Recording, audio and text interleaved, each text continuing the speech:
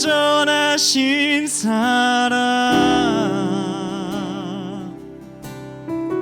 나의 죄 위하여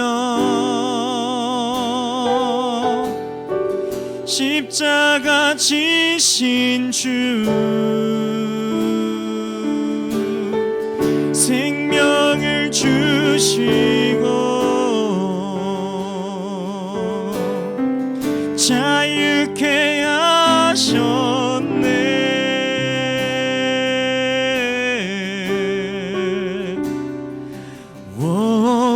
예수 행하신 모든 일 찬양해.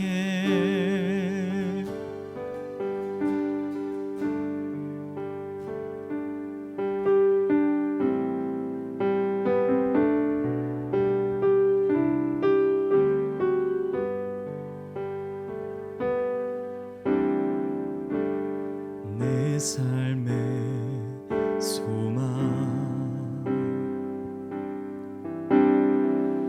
내가 바라는 한 분 예수 닮기를 내가 원하네. 한없는 사랑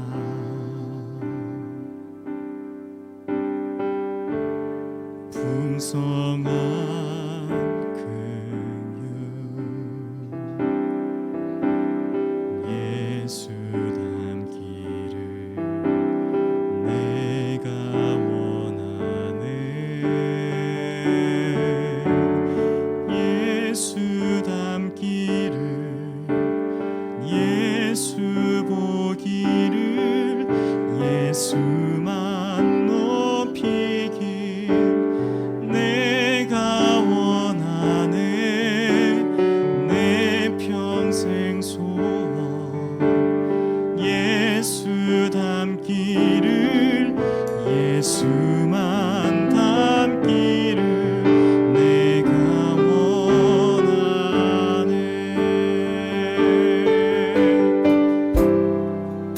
온유하시고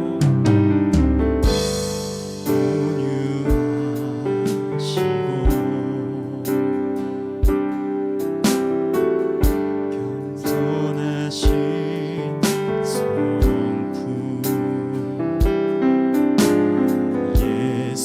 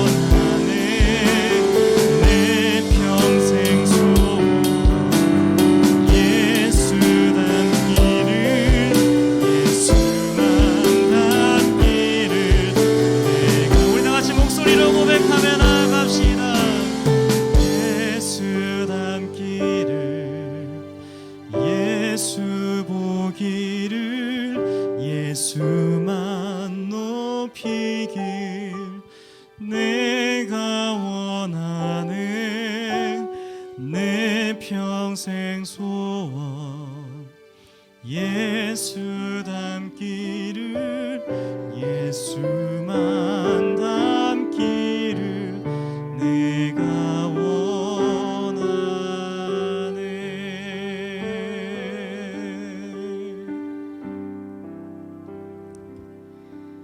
사랑이 많으신 주님, 이 시간 이곳 가운데로 우리를 불러주심에 감사를 드립니다. 하나님, 우리가 주님을 찬양할 수 있음이 가장 큰 기쁨임을 이 시간 고백합니다. 하나님, 우리가 하나님을 높여드릴 수 있음이 우리의 삶 속에서 정말 값지고 정말 반짝이고 빛나는 것임을 고백합니다. 하나님, 이 시간 우리의 찬양을 받아주시고 또 우리가 주님을 높여드릴 때 주님 홀로 영광을 받아주시옵소서. 이 시간 주님께 온전히 의탁하며 주님만 온전히 의지하며 나아갑니다. 주님, 이 시간 우리에게 말씀하여 주시고 주님, 우리가 어떻게 살아가야 하는지, 주님, 우리가 어떻게 주님을 믿어야 하는지, 우리가 어떻게 주님께 나아가야 하는지 이 시간 주님 우리에게 말씀하여 주시옵소서. 주님, 이 시간 주님만 붙듭니다. 함께하여 주시옵소서. 사랑이 많으신 예수님의 이름으로 기도드렸습니다.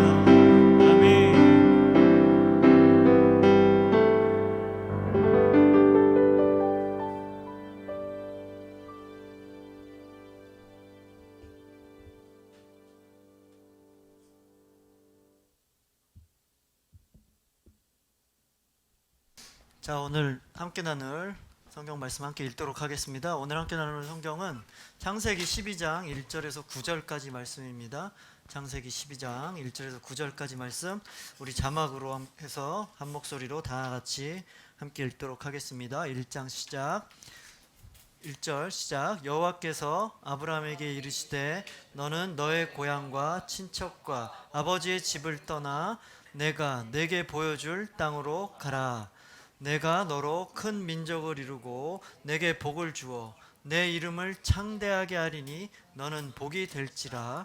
너를 축복하는 자에게는 내가 복을 내리고 너를 저주하는 자에게는 내가 저주하리니 땅의 모든 족속이 너로 말미암아 복을 얻을 것이라 하신지라. 이에 아브라함이 여호와의 말씀을 따라갔고 롯도 그와 함께 갔으며 아브라함이 하란을 떠날 때에 75세였더라.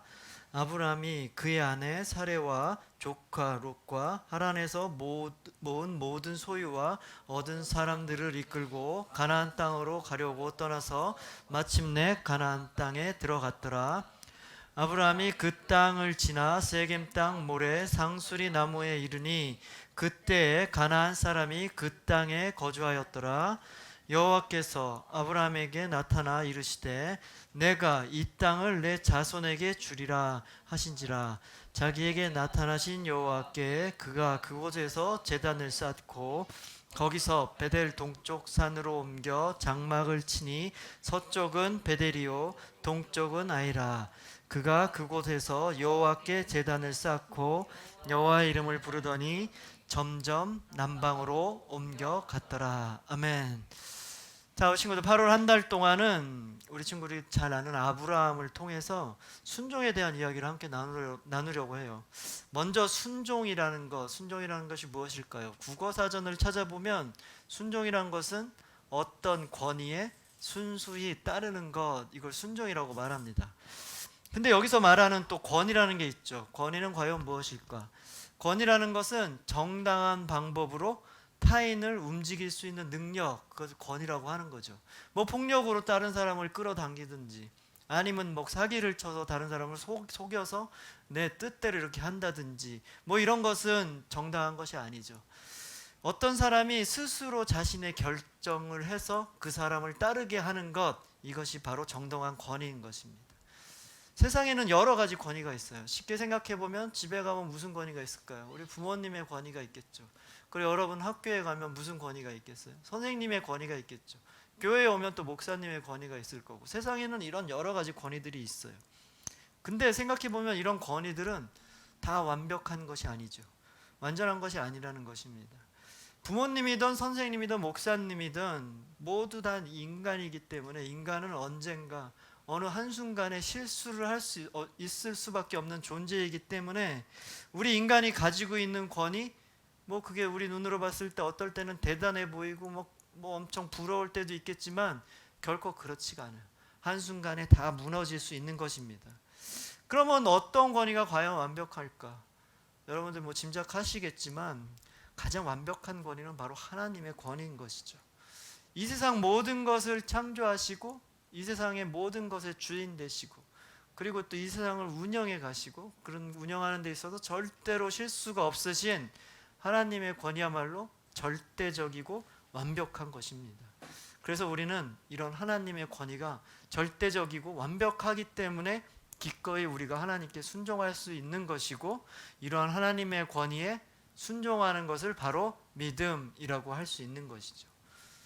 근데 여기서 또 한 가지 문제가 우리가 지금 하나님을 믿는 믿음을 갖고 있지만 이 믿음이라는 것이 추상적인 영역에 속해 있는 거잖아요. 이렇게 객관적인 수치로 재거나 또 이렇게 측량할 수 있는 게 아니란 말이죠. 또 보이지 않는다라는 거죠. 눈으로 보고 그 믿음을 확인할 수 있는 방법이 없다는 것입니다. 그래서 만약 제가 여러분이 가지고 있는 그 믿음을 한번 내게 보여줘봐 라고 이렇게 물어보면 여러분들은 어떻겠어요?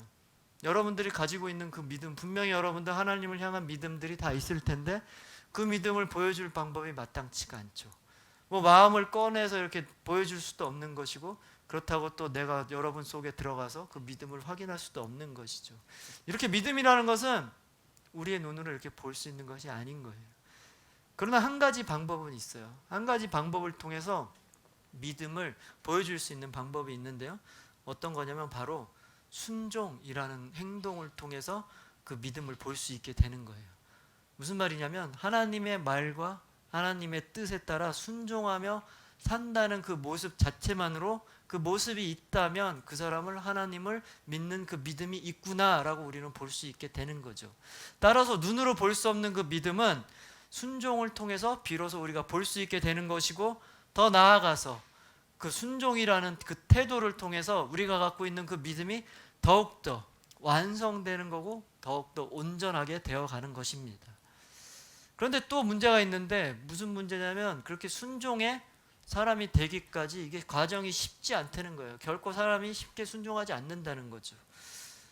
하나님이 처음 만드신 우리의 인류 아담과 하와의 불순종 얘기 여러분들 아주 잘 알고 있을 거예요. 하나님께서 이 아담과 하와를 만드시고 모든 것을 다 해도 된다고 했는데 한 가지 금지하신 게 있었죠. 바로 선악과를 먹지 말라고 하였죠. 그러나 인간들은 어떻게 했나요? 이 아담과 하와는 이 하나님의 말씀에 순종하지 못하고 끝내는 그 선악과를 먹어버리게 되는 것이고 그래서 하나님과의 관계가 깨어진 것이죠. 그리고 아담과 하와 이후의 모든 인류는 이 불순종의 DNA, 뭐 원죄라고도 하는 이것들을 갖고 태어난 것이죠. 그러나 우리가 잘 알듯이 이런 상태가 회복이 되죠. 어떤 계기 때문일까요? 바로 예수님이 이 땅에 오셔서 순종의 본을 보여주심으로 이 관계가 다시 회복된 거죠. 로마서 말씀을 보면 로마서에서 어떻게 기록되어 있냐면 한 사람의 범죄함으로 하나님과의 깨어진 관계가 한 사람의 순종으로서 다시 회복되고 또 한 사람의 순종으로 인해서 많은 사람이 의인이 되었다라고 기록되어 있어요. 이게 무슨 얘기예요? 한 사람의 범죄, 바로 아담의 범죄로 인해서 깨어진 하나님과의 관계가 한 사람의 순종, 바로 예수님의 순종이죠. 예수님의 순종으로 다시 회복되었다는 것이고 예수님의 순종으로 인해서 많은 사람들이 의인이 되었다. 의인이 되었다는 건 뭐예요? 하나님과 다시 함께 할 수 있는 그런 관계를 맺게 되었다라는 것이죠. 바로 예수님은 십자가의 고통을 통해서 우리를 구원하시려는 그 하나님의 계획에 온전히 순종해서 기꺼이 고난을 받으신 거고 우리에게 순종의 본을 보여주신 거예요. 사실 이 불순종의 얘기 이렇게 거창하게 얘기하지 않아도 되는 게 여러분 우리의 모습을 한번 돌아보면 쉽게 답을 얻을 수가 있어요. 여러분에게 그냥 간단하게 질문해 보면 여러분들은 남의 말을 듣고 하는 거나 다른 사람을 순종하는 거나 아니면 그냥 내 마음대로 하는 거나 어떤 것이 더 편한가요? 어떤 것이 더 좋은가요? 물론 내 마음대로 하는 것이 훨씬 좋겠죠. 인간은 원래 그런 존재예요. 누구에게 순종을 한다든지 아니면 누구의 명령에 따라 그 명령에 순종한다든지 그렇게 하는 것보다 내 마음대로 하는 것이 훨씬 더 자연스러운 것이 바로 인간이라는 존재죠. 한 가지 예를 들어보면 여러분들 집에서 반려견 많이 키울 거예요. 요즘에는 강아지라 뭐 개라 얘나 얘기 안 하고 반려견이라고 얘기해야 된다 그러더라고요. 근데 반려견 관련된 그래서 TV 프로그램들 참 많은데 저도 참 좋아하는 프로그램도 있어요. 뭐 개는 훌륭하다라는 프로그램도 있고 뭐죠? 세상에 나쁜 개는 없다 이런 프로그램도 있죠. 이런 프로그램들 저도 참 좋아하는데 거기 보면 개들이 등장하죠. 반려견들이 등장하는데 하나같이 말썽꾸러기들이죠. 막 주인을 물기도 하고 막 짖기도 하고 어디 데리고 나가서 산책하려고 그래도 뭐 끈을 묶는 것부터 막 싫어해서 못 묶게 하고 끈을 묶어도 안 따라가려고 그러고 아주 말썽 많은 개들이 참 많이 등장해요. 그걸 보면 답답하죠. 저것도 저런 걸 왜 키우나 싶을 때도 참 많아요. 그럴 때 이제 한 명이 등장하죠. 그 강아지를 이렇게 훈련하는 아주 훌륭한 사람이 등장하죠. 아주 재밌는 아저씨가 등장해요. 강아지 흉내도 아주 잘 내더라고요. 그 사람이 등장해서 뭐 이렇게 저렇게 해보죠. 그러면 강아지들이 하나하나 이제 따라오게 되는 거예요.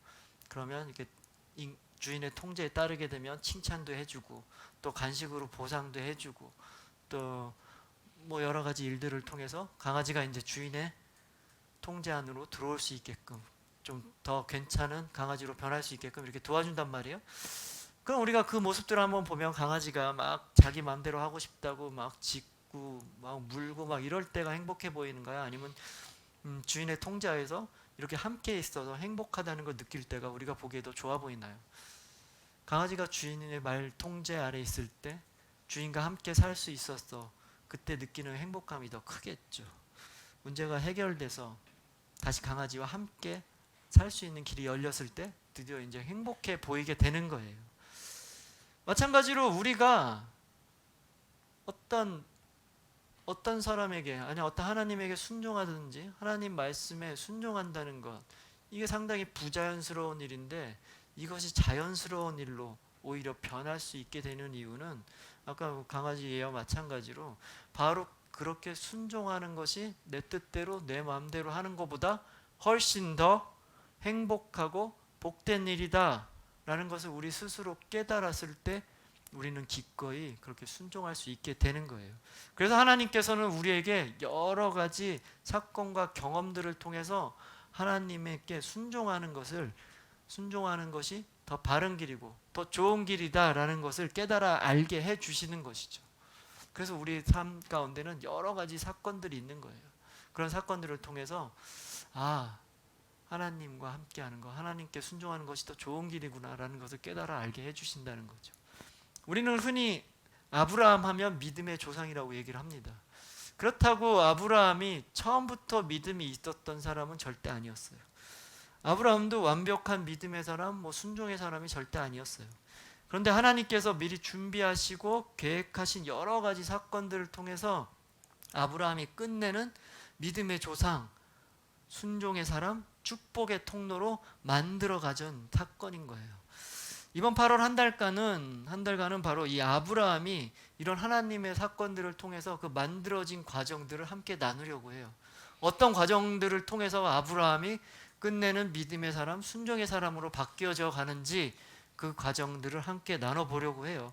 그래서 그 과정들을 함께 나눔을 통해서 우리 또한 순종의 사람으로 세우고자 하는 하나님의 뜻을 우리 또한 분명히 깨닫길 원하고요.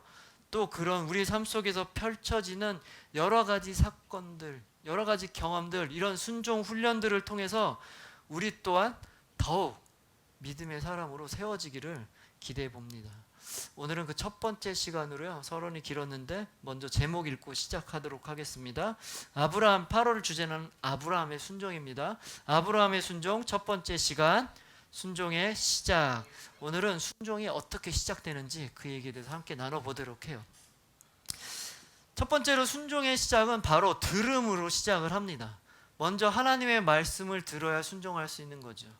아무것도 듣지 않고 아무것도 하지 않는데 아는 것이 없는데 어떻게 순종을 하겠어요. 그냥 맨 땅에 헤딩을 하는 거죠.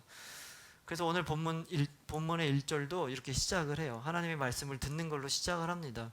1절 말씀 우리 다 같이 함께 읽어보도록 하겠습니다. 시작.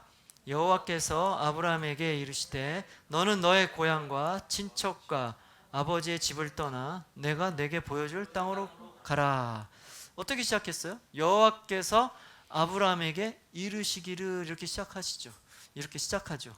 바로 아브라함이 하나님께서 말씀하시는 것을 듣는 걸로 시작하는 것입니다. 성경에서 보통 순종이라는 단어를 가장 많이 사용하는 히브리어 단어는 바로 샤마라는 단어를 사용해요. 샤마라는 동사가 바로 순종이라는 단어로 많이 쓰는데요. 근데 이 샤마라는 단어를 이렇게 깊이 이제 조사해 보면 샤마라는 단어 뜻에 뭐가 있냐면 가장 중요한 뜻은 귀를 기울여 듣는 것, 이게 바로 샤마예요. 경청하는 것, 귀를 쫑긋 세우고 열심히 듣는 것, 이게 바로 샤마라는 뜻이에요. 그러면 샤마가 순종이라고 많이 쓰였는데 정작 샤마의 원뜻을 보면 귀를 기울여 듣는 것이라고 돼 있어요. 그러면 이 순종과 듣는 것 어떤 연관성이 있다는 얘기잖아요. 그래서 순종을 의미하는 샤마라는 단어를 보면 이 듣는 거라 그랬잖아요. 근데 그냥 듣는 것이 아니라 귀로 들은 내용을 잘 분석하고 분별해서 행동으로 옮기는 것까지가 바로 샤마인 거예요. 그러니까 이게 샤마가 순종하다라고 해석될 수 있는 거죠. 신명기 6장 4절을 보면 이런 구절이 있어요. 이스라엘아 들어라. 여러분 잘 아는 구절이에요. 여호와 하나님이 오직 유일한 하나님이시니 너희는 마음을 다하고 뜻을 다하고 힘을 다하여 너희 하나님 여호와를 사랑하라 라는 이런 구절 알죠? 여러분 잘 알고 있을 거예요. 여기서 이스라엘아 들어라 라는 장면 히브리어로 하면 쉐마 이스라엘이에요. 여러분들 잘 아는 거죠. 쉐마라는 단어 알죠? 이 쉐마도 샤마예요. 샤마의 명령이 쉐마로 바뀐 거예요. 그러니까 들어라 라고 명령하는 거죠. 그래서 쉐마로 바뀐 거예요. 여기서도 샤마가 쓰인단 말이에요. 그런데 이 구절에도 분명히 드러나는 건 뭐예요? 이스라엘아 들어라 라고 얘기했잖아요. 그럼 듣고 말란 얘기인가요? 듣고 잊어버리라는 얘기인가요? 그런 얘기 아니잖아요. 하나님께서 지금 이스라엘아 들어라 얘기한 거는 듣고 네가 들은 대로 행동해라, 순종해라, 바로 이 이야기를 하는 거죠. 이와 같은 맥락에서 아브라함이 하나님의 말씀을 듣는 것, 아브라함이 하나님의 말씀으로 듣는 것으로 시작한 것, 이것이 바로 아브라함이 온전히 순종하게 할 수 있었던 계기가 된 것이죠. 말씀을 귀 기울여 들은 것, 말씀을 먼저 들어야 우리는 순종할 수 있게 되는 거예요. 이는 성경의 수없이 많은 다른 인물을 통해서도 우리가 확인해 볼 수 있는 얘기예요. 노아는 어땠나요? 노아는 하나님의 음성을 듣고 그 산속에서, 산 위에서 뭐를 만들었어요? 방주를 만들었죠. 그리고 모세도 마찬가지예요. 모세도 하나님의 음성을 듣고 홍해를 가르고 이스라엘 백성들을 출애굽시켰죠. 그리고 여호수아도 하나님의 음성을 듣고 여리고 성을 무너뜨린 거잖아요. 이 밖에도 수없이 하나님의 음성을 듣고 그 음성에 따라 행동한 이야기들이 성경에는 참 많이 기록되어 있습니다. 이 위대한 사건들, 이런 사건들의 근데 공통점은 모두 어떻게 시작하나요? 하나님의 말씀으로 시작을 해요. 그리고 그 말씀을 귀 기울여 듣고 순종하는 것을 통해서 그 사건들이 다 이루어진 거예요. 하나님이 하시는 말씀으로 시작돼서 그 말씀을 듣고 그 말씀대로 순종하는 통해서 그 일들이 다 이루어진 거예요. 그럼 여기서 한 가지 질문이 있어요. 그러면 과연 여러분들, 우리들은 하나님의 음성을, 하나님의 말씀을 어떻게 들어야 하나요? 어떤 방법으로 들을 수가 있을 건가요? 하나님의 말씀을 듣는 방법은 참 여러 가지가 있어요. 오늘 이야기처럼 하나님께서 직접 이렇게 얘기해 주시는 경우도 있어요. 직접 말씀해 주시는 경우도 있겠죠. 그리고 성경을 통해, 우리가 성경을 읽는 것을 통해서 하나님의 말씀을 들을 수가 있어요. 그리고 아침마다 강조하는 그 큐티를 통해서 하나님의 음성을 들을 수 있어요. 하나님의 말씀을 들을 수 있는 거죠. 그리고 또 우리가 지금 예배를 드리는 것, 그리고 또 설교를 통해서, 또 기도를 통해서, 뭐 이런 여러 가지 방법을 통해서 하나님께서 주시는 말씀을 들을 수가 있단 말이에요. 그 밖에도 다른 사람과의 대화를 통해서, 다른 사람의 입을 통해서 하나님의 음성을 또 들을 수가 있는 거고요. 요즘에는 심지어 여러분들이 많이 사용하는 카톡을 통해서도, 카톡 대화를 통해서도 하나님께서 주시는 말씀 들을 수도 있는 경우도 있는 것입니다. 이렇게 하나님은 다양한 방법으로 우리에게 말씀해 주시기를 원하는 것이에요. 근데 우리가 하나님께서는 이렇게 말씀해 주시기를 원하는데 아무것도 안 하고 그냥 사과나무 밑에서 그냥 사과 떨어지기를 누워서 입만 벌리고 기다리는 사람 같이 아무것도 안 하고 있다면 우리는 결코 하나님의 말씀을 들을 수 없는 거죠. 그렇게 해가지고는 들을 수가 없는 거예요. 그리고 또 우리가 하나님의 말씀을 듣겠다고 뭐 아무렇게나 막 행동하고 이것저것 막 해본다고 해서 또 들을 수 있는 것도 아닌 거예요. 예전에 여러분 혹시 오래된 라디오 집에 있는지 모르겠어요. 라디오가 아주 예전에는 이렇게 생긴 라디오가 있었는데요. 여러분 혹시 봤는지 모르겠습니다. PPT 나가나요? 한번 보여주세요. 이렇게 생긴 라디오가 있어요. 가운데 이렇게 쭉 판으로 되어 있는 게 바로 거기 숫자가 이렇게 써 있어요. 그게 바로 주파수라는 거예요. 그리고 그 안에는 이렇게 바늘 같은 것들이 왔다 갔다 해요. 오른쪽 이렇게 돌리는 노브를 돌리면 이게 왔다 갔다 하면서 주파수를 찾는 거예요. 그래서 주파수가 딱 맞아야 바로 그 방송국의 소리가 나는 거죠. 89.1에 맞추던지 뭐 93.1에 맞추던지 뭐 이런 방송국마다 주파수가 있단 말이에요. 그걸 돌려서 그 주파수를 맞췄을 때 드디어 노래가 나오고 음악을 들을 수 있는 거죠. 근데 아무것도 안 하고 이걸 돌려서 찾지 않으면 결코 소리를 들을 수 없는 거죠. 그리고 또 한 가지, 하나님께서는 주파수 지금 100에다 맞춰놓고 하나님께서 100에서 지금 얘기를 계속하고 계신데 우리가 엉뚱하게 저 50이나 60에서 하나님이 무슨 말씀하시나 계속 찾고 있으면 어떤가요? 하나님 말씀을 들을 수 있나요? 절대로 하나님 말씀을 들을 수가 없죠. 우리가 영적으로 분명히 깨어 있어야 엉뚱한 곳에서 하나님 말씀을 하나님 엉뚱한 곳에서 주파수를 찾겠다고 막 노력하는 것이 아니라 딱 맞는 주파수, 하나님께서 말씀하시는 그 주파수에 딱 맞춰서 하나님 말씀을 들을 수 있게 되는 거예요. 그래서 우리가 영적으로 깨어 있어야 돼요. 그 영적으로 깨어 있기 위해서는 뭘 해야 되나요? 언제나 말씀을 읽어야 되죠. 그리고 또 예배를 드려야죠. 큐티를 해야죠. 기도를 해야 되겠죠. 그런 것들을 통해서 하나님과 동행하는 삶, 하나님과 친밀한 관계가 돼 있어야지 우리가 헤매지 않고 하나님의 말씀을 딱 들을 수 있는 거예요. 여러분들 항상 영적으로 깨어서 하나님께서 여러분에게 주시는 그 말씀 놓치지 않고 꼭 듣기를 소망합니다. 그리고 그냥 듣는 것에서 끝이고 그냥 듣고 말아버리는 것이 아니라 그 들은 대로 그 말씀에 순종하며 살아가는 여러분 되시기를 주님의 이름으로 축복합니다. 아멘. 그리고 오늘 본문 4절 5절을 보면 순종이 시작되는 두 번째 모습이 등장을 해요. 어떤 모습인지 4절 5절 말씀 우리 다 같이 또 읽어보도록 하겠습니다. 시작. 이에 아브라함이 여호와의 말씀을 따라갔고 롯도 그와 함께 갔으며 아브라함이 하란을 떠날 때 75세였더라. 아브라함이 그의 아내 사레와 조카 롯과 하란에서 모은 모든 소유와 얻은 사람들을 이끌고 가나안 땅으로 가려고 떠나서 마침내 가나안 땅에 들어갔더라. 자, 먼저 하나님의 말씀을 듣는 아브라함은 그 말씀 들은 대로 행동을 하는 거죠. 하나님이 떠나라 말씀하시니 아브라함은 떠난 것입니다. 바로 순종의 시작은 즉각적인 행동으로 나타나는 것이죠. 근데 여기서 우리가 좀 주의해서 볼 것은 4절 마지막 부분에 아브라함의 나이가 75세더라 라고 기록된 부분이에요. 그냥 뭐 아브라함이 그곳을 하란을 떠나 가나안으로 출발했더라 라고 끝나면 좋을 것 같은데 구태여 아브라함의 나이를 거기다 넣어놨단 말이에요. 첨부했단 말이에요. 75세다 라고 구태여 나이를 공개해버렸다는 거죠. 왜 구태여 나이를 말했을까요? 안 해도 될 것 같은 얘기인데 왜 성경에 기록이 되어 있을까요? 그리고 여러분들 75세라고 하면 어떤 생각이 드나요? 75세 그러면 참 나이가 많다라는 생각이 들죠. 아마도 75세 정도면 여러분들 할아버지 나이쯤 됐을 거예요. 그렇겠죠? 결코 젊은 나이가 아니에요. 75세라는 것은. 근데 요즘에 뭐 100세 시대에 어쩌네 뭐 이런 얘기들을 많이 하죠. 그래서 뭐 늙은 나이에도 뭐 멈추지 말고 도전을 해라. 뭐 도전하는데 두려워하지 말라. 막 이런 얘기를 하기는 해요. 그러나 지금은 그런 정도의 도전이 아니죠. 완전히 새롭게 시작하는 도전, 75세 하는 거 결코 쉬운 일이 아닌 거죠. 더군다나 5절 말씀은 뭐라 그래요?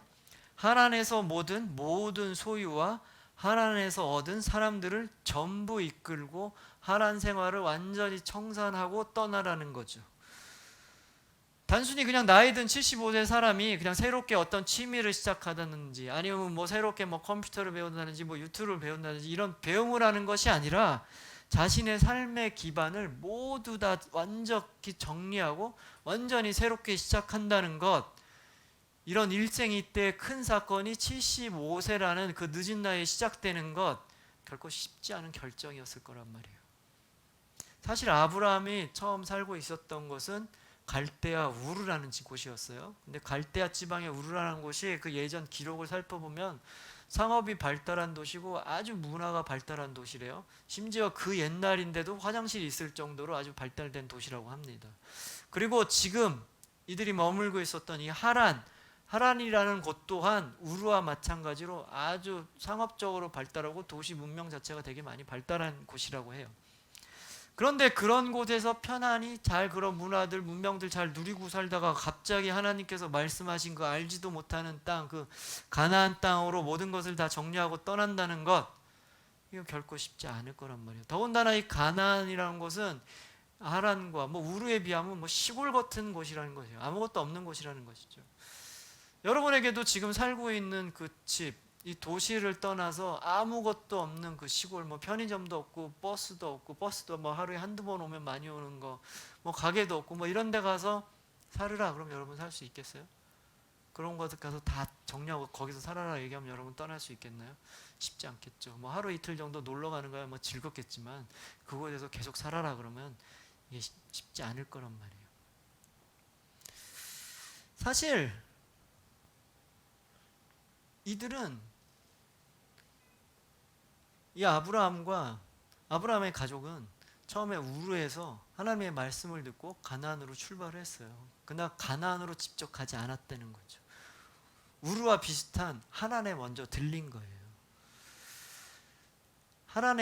아브라함의 아버지 데라와 함께 출발을 했으나 그 데라의 뜻에 따라 아브라함도 어쩔 수 없이 이 하란에 머물러 있었던 거죠. 그리고 아버지 데라가 그곳에서 죽을 때까지 그 하란에서 머물러 있었던 겁니다. 고대 사회 한 가정의 가장의 권위를 생각해 보면 충분히 그럴 수 있었을 거예요. 그래서 어쩔 수 없이 아브라함도 아버지 데라의 뜻에 따라 하란에 머물렀던 거죠. 그러나 데라가 죽자마자 아브라함은 다시 하나님의 말씀을 듣고 곧바로 순종하여 가나안으로 떠난 것입니다. 그럼 아브라함의 아버지 데라는 왜 가나안으로 출발하지 못하고 계속 하란에서 머물러 있었을까요? 데라는 아무래도 가나안으로 떠나는 것이 두려웠을 것입니다. 잘 알지도 못하고 아무것도 갖춰지지 않은 그곳으로 산다는 것 아주 두려웠을 거예요. 그리고 가다가 강도를 만날 수도 있고 강도를 만나면 가는 것 모든 것 다 뺏길 수가 있죠. 그리고 심지어 목숨마저 잃을 위험이 있단 말이에요. 그래서 데라는 하나님 말씀 듣고 해서 가야 되는데 이런 마음은 있었을 거예요. 그러나 그 두려운 마음이 가야 되는 데라는 마음을 앞질렀던 거죠. 그래서 데라는 떠나지도 못하고 아무것도 못하고 그냥 눌러 있다가 거기서 죽게 된 것이죠. 아브라함이라고 특별히 달랐겠습니까? 아브라함도 비슷했을 것 같아요. 아브라함도 그쪽으로 떠나는데 아주 두려움이 있었을 거란 말이에요. 더군다나 하란에서 아까 나눈 얘기 같이 재산도 많이 모았다는 거예요. 그리고 또 자기네 일을 봐줄 하인들도 있었다는 거죠. 그리고 75세 나이도 있겠다. 이제 와서 뭘 하겠냐 이런 마음이 들었을 거란 말이에요. 그냥 편안하게 여기서 살지 뭘 가냐 이런 생각이 있었을 거예요. 그러나 아브라함은 이런 환경과 이런 조건들을 생각하지 않고 과감히 결단해서 하나님께서 말씀하신 그 가나안으로 출발을 한 겁니다. 그리고 인간적으로 생각해 보면 그냥 하란에 머물러 있는 게 훨씬 더 유리해 보이고 훨씬 더 현명해 보이고 합리적으로 보이지만 그럼에도 결단하고 나간 거예요. 저는 여러분에게도 분명히 이런 경우들이 있을 거예요. 여러분 삶 가운데도 이런 일들이 있을 거란 말이에요. 여러분 삶 속에도 하나님 말씀에 따라 순종해야 되는데 아브라함의 아버지 데라와 같이 가야 되는데 순종해야 되는데 막 이러면서 주저주저 하면서 막상 순종도 못하고 아무것도 못하고 그냥 있는 경우들이 분명히 있을 것입니다. 그리고 세상적인 눈으로 봤을 때 하나님의 말씀에 따라 순종하는 것이 더 어리석어 보일 때가 있는 거예요. 월요일에 아주 중요한 시험이 있는데 일요일 아침에 나와서 이렇게 예배 드린다는 거.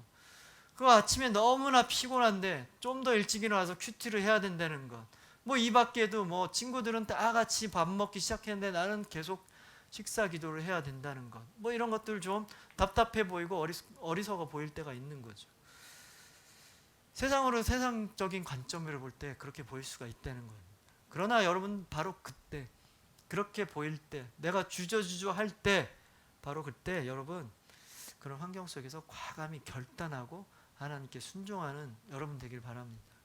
바로 그 길이 다른 사람들은 절대로 이해할 수 없고 알 수 없는 바로 하나님께서 주시는 축복의 길이고 그 축복의 길이 바로 우리에게 생명의 길이고 바로 진리의 길인 것이에요.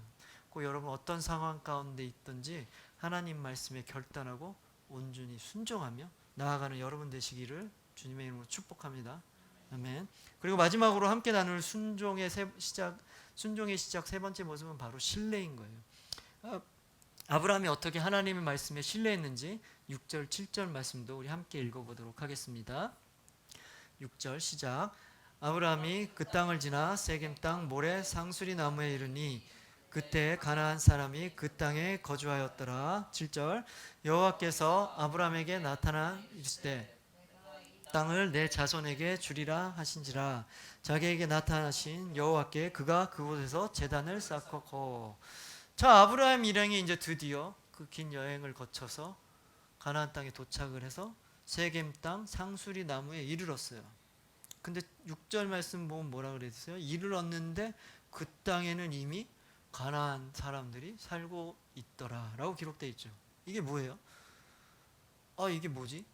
오늘 2절 말씀 보면 뭐라 그래요? 내가 너에게 명령한 그 땅으로 가라. 그러면 거기서 네가 큰 민족을 이루고 내게 복을 주어 내 이름이 창대하게 될 것이다. 하나님이 이렇게 축복을 해주셨죠. 그리고 오늘 7절도 보면 뭐라 그래요? 방금 읽은 7절 보면 하나님께서 이 땅을 내 자손에게 주리라라고 얘기를 했어요.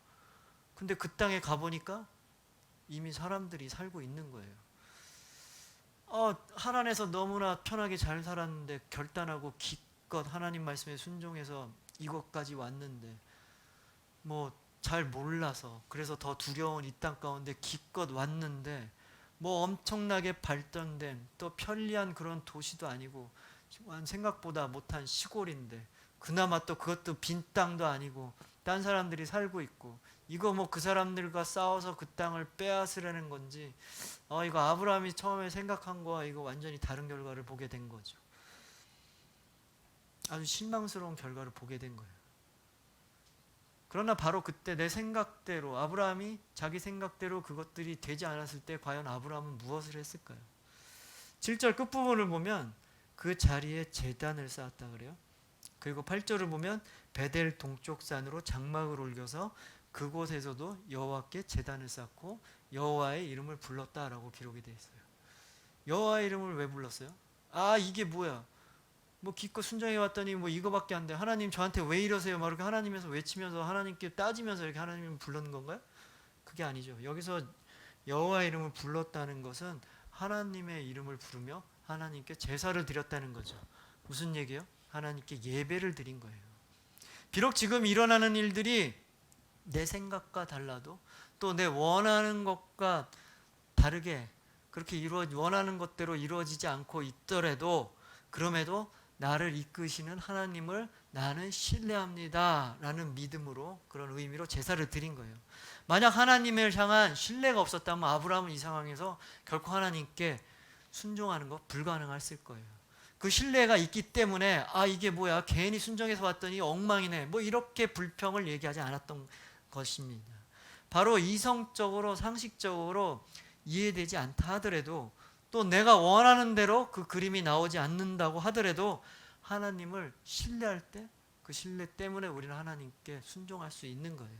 그리고 이 사건 이후 뭐 그렇다고 아브라함이 또 계속 좋은 일만 있었냐? 그렇지도 않아요. 가나안에 들어오자마자 겪은 것은 바로 가뭄이었어요. 기근이었단 말이에요. 그래서 그 음식을 구하겠다고 식량을 구하겠다고 또 먼 길을 또 떠나게 되는 거죠. 오히려 이런 어려운 상황들이 이 역경들 이런 상황들을 통해서 아브라함은 더욱더 하나님을 신뢰하게 된 것이에요. 순종이란 바로 이해가 돼서 따르는 것이 아닌 거예요. 신뢰하기 때문에 순종하는 것이죠. 또 그렇게 순종할 때 하나님에 대한 신뢰가 더욱더 커져가는 거예요. 그리고 그 신뢰를 통한 순종으로 아브라함은 어때요? 하나님께서 주신 놀라운 축복을 누리게 된 것입니다. 저는 여러분에게도 이런 신뢰가 있길 바라요. 여러분 상황과 여러분 환경들 그리고 여러분께서 원하는 것들이 이루어지지 않았을 때 내가 원하는 그림대로 그림이 그려지지 않았을 때 바로 그때 여러분이 놓치지 않고 더욱더 하나님을 신뢰하는 여러분이 되길 바라요. 그 신뢰를 통해서 하나님께 더욱더 순종하며 나아가는 여러분 되기를 주님의 이름으로 축복합니다. 오늘은 순종의 시작 세 가지에 대해서 얘기를 나눴어요. 먼저 처음에 뭘 나눴죠? 말씀을 먼저 들어야 된다는 거죠. 하나님 말씀을 들어야 순종할 수 있는 거예요.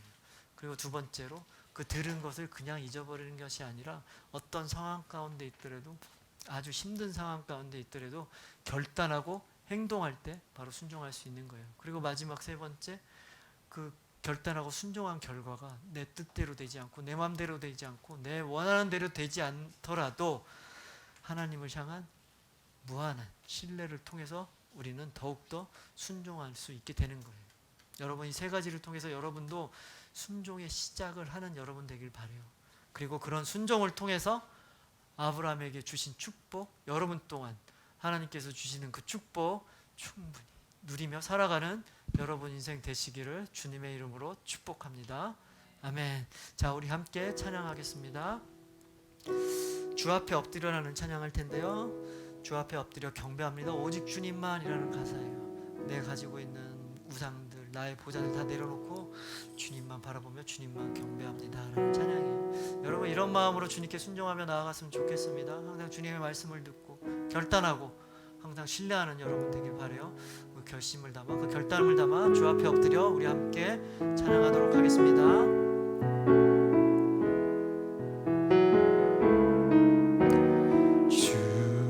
앞에 엎드려 경배합니다.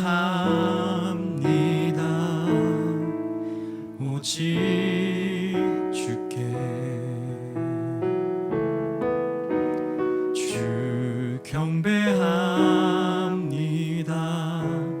다른 신 아닌 오직 주께. 한 번 더 주 앞에 엎드려 앞에 엎드려 경배합니다.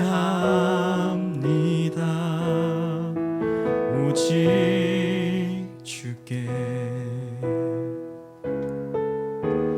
주 경배합니다. 다른 신 아닌 오직 주께. 나의 모든 우상들, 나의 보좌 모두 다 내려놓고 주 앞에 엎드려 경배합니다. 오직 주께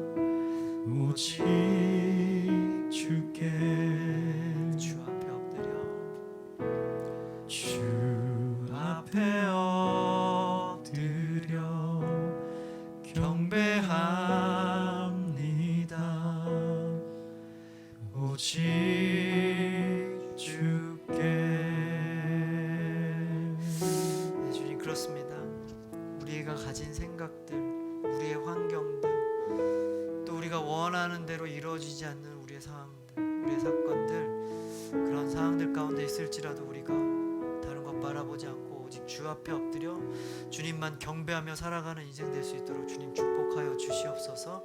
먼저 주님의 말씀을 듣는 귀를 허락하여 주시고 그 귀를 통해서 들은 말씀 주저하지 않고 온전히 결단하며 행동하게 하여 주시고, 그 행동의 결과가 비록 우리의 마음대로 되지 않을 때라도 하나님을 향한 무한한 신뢰로 하나님을 신뢰하며 그 신뢰를 통해서 더욱더 순종의 자리로 나아가는 우리 인생 될 수 있도록 주님 축복하여 주시옵소서. 바로 그런 순종을 통해서 오늘 아브라함에게 주신 그 축복이 우리 친구들 삶 가운데 한 명 한 명의 삶 가운데 충만히 주님의 축복이 임하시기를 주님께 인정해 주시고 주님 함께하여 주시옵소서. 감사드립니다. 이 모든 말씀 우리 주 예수 그리스도의 이름으로 기도합니다. 아멘. 아멘. 자, 광고하겠습니다. 여러분들 방학 시작한 친구도 있겠고요. 뭐 이제 막 시작한 친구도 있고 그 전에 한참 전에 또 시작한 친구도 있을 텐데요. 여러분들 방학 시간 동안, 이 방학 기간 동안 좋은 시간 보내길 바랍니다.